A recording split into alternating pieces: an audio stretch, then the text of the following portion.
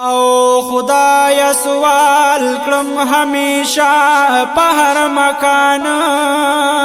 او ما قربان کړي هزار زله په قرآن او سوک چکړي ډیر تلاوت د پاک کلام نو خو خبيه ذل جلال په هر زمانه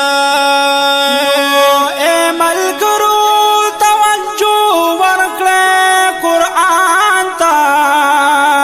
او لوی کتاب دې د الله عظیم الشان نو په دنیا دا قرآن ډیر کړه تلاوت نو او دې ولار با وی د حشر په میدان نو اے مومنا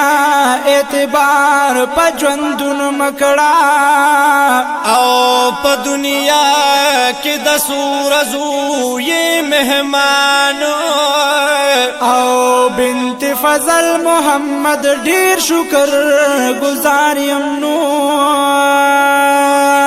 او چې د زار کړم